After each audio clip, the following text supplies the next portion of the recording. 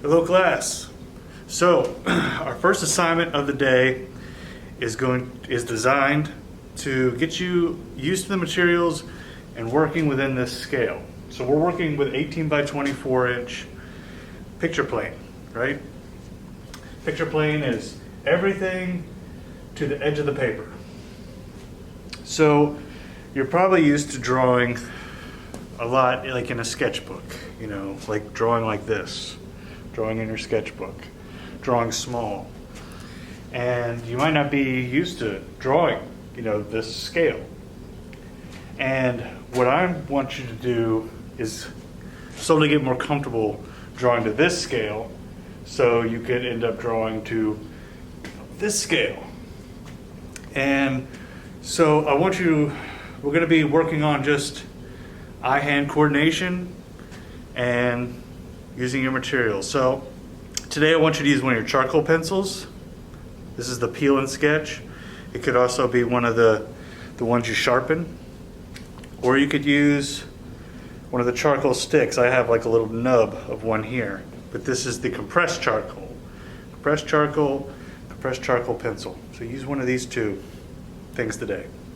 Now, when I'm drawing, I'm just going to mention this now and I'll bring it up later. I'm going to be drawing at about this length. And I'm going to be holding, I'll use the pencil so you can better see. I'm going to be holding my pencil or the charcoal stick. I'm going to hold it like this when I'm drawing. Okay? Kind of like a wand. And the reason why I want you to get, you know, start practicing working this way, drawing like this, as opposed to this, is because when I'm drawing like this is fine for some things, like small details. And you want to draw in a way that's comfortable to you. However, drawing like this, I have more movement. I'm not as restricted as I am when I'm drawing like this.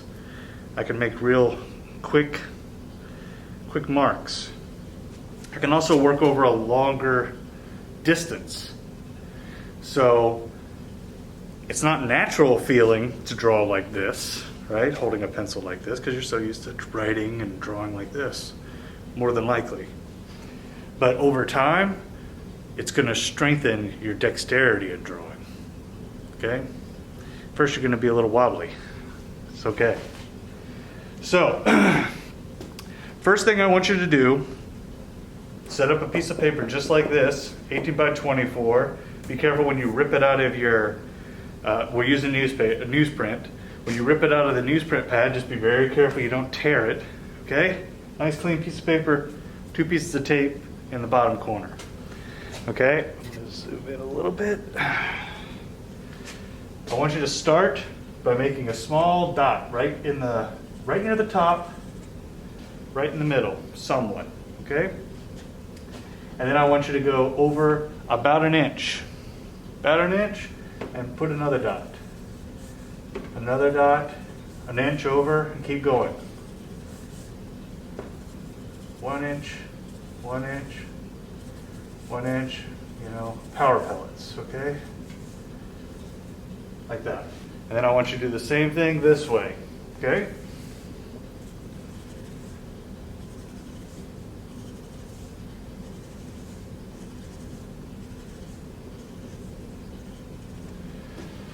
Now I want you to do the same thing at the bottom.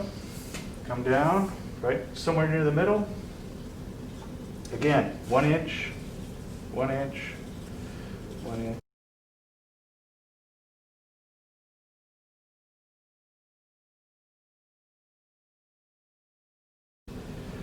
Okay, next thing,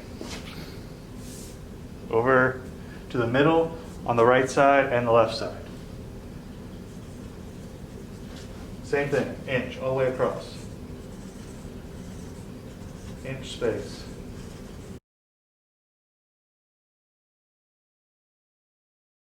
All right, so now I have dots going all the way around to the edge, a little bit off the picture plane, okay? All the way around. Now, show you my setup, okay? So, when I'm drawing, I want to have my easel at about this angle. I don't want it to be, slouched, like this. I don't want it to be slouched like this, because then I'm drawing into, I'm not a real, I can't equally get to everything. Like if I'm holding here, I'm touching the middle, but if I go up, I can't get to the paper, right? I have to lean in. So I want to set myself up so I can be comfortable, but also I can be as accurate as possible. If I have it tilted like this or flat and I'm drawing, when I end up putting it up, where it's parallel to me, then it's going to be off because there's that little bit of margin difference where you're drawing like into space. So I want to have my easel set up where it's just slightly leaning. Whether you're doing this at home or you're using an easel in the studio. Okay. All right. So for this exercise, we're just connecting dots. So I'm going to start with the one in the middle. Okay. One in the middle up here. And I'm going to go from this dot and I'm going to connect it to every single dot that's on the bottom. So I'm just making light lines. Not trying to go too heavy. That's another thing we're working on today. We're trying to just get used to the sensitivity of the materials. So I'm going to draw a little darker so you can see because the camera set up, but you're really just going really light. So I'm going to connect it to one of the dots on the bottom. Go to the next one. Don't worry too much if they're a little bowed. If they start bowing a little bit, we're just practicing. This is just an exercise. All right, I'm going to move my camera over here. And I'm just going to connect all the dots, okay? Trying to keep them straight. Trying to make them like threads.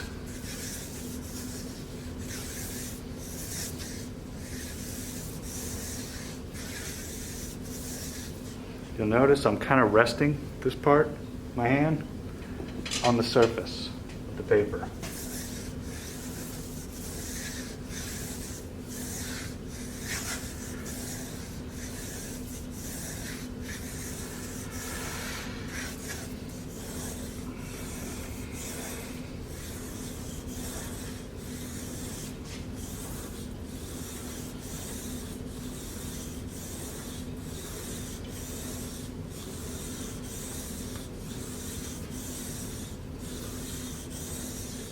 Check and see how that looks. Good.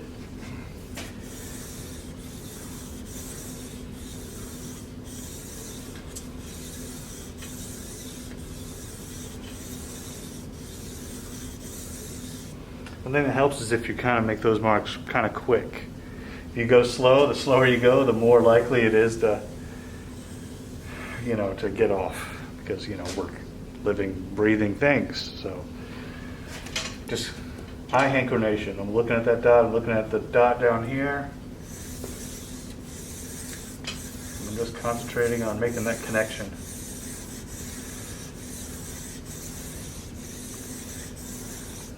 Big part of drawing and what makes, what helps you improve your skills is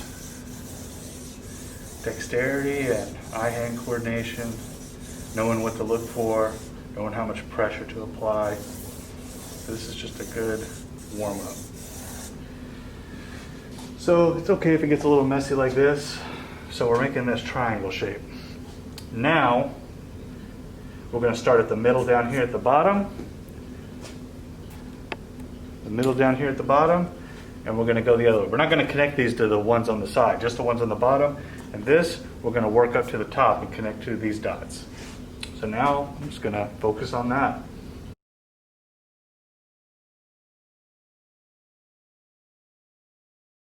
My hand's getting a little dirty. It's okay if you smudge the drawing, totally fine.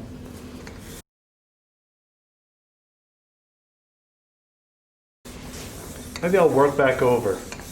Made myself go from one side to the other. Maybe I'll go back and retrace my steps.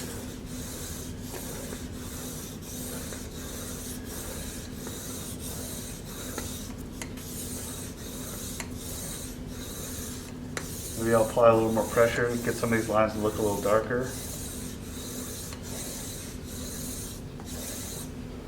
You might be feeling a little bit of burn. Okay, that's good. All right, so now I've got two triangles making a diamond right here. You can probably guess where we're going to be going next with this. We're going to start at the middle. I'm going to call this one the middle right here. I'm going to call this one the middle. And now we're going to go left to right and right to left. So I'm going to connect left to right, right to left. And drawing is just like anything else. You start to get muscle memory. Just like if you're playing the guitar or you're learning how to play piano, you start getting muscle memory. You get control. And that takes a long time. You're going to make really good progress over the semester. Guarantee it.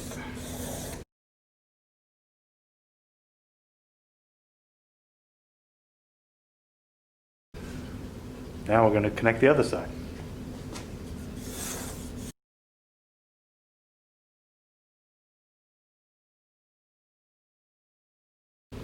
So even as I'm going across, I might even be splitting these, meaning I'm creating a line that goes in between the pellets. Because even though I'm doing this and the goal is just to get from one side to the other, I'm actually kind of looking at the overall, looking at, does overall it look, pretty straight, pretty evenly balanced as far as like the darkness of the lines. It's an exercise, but it's still a drawing.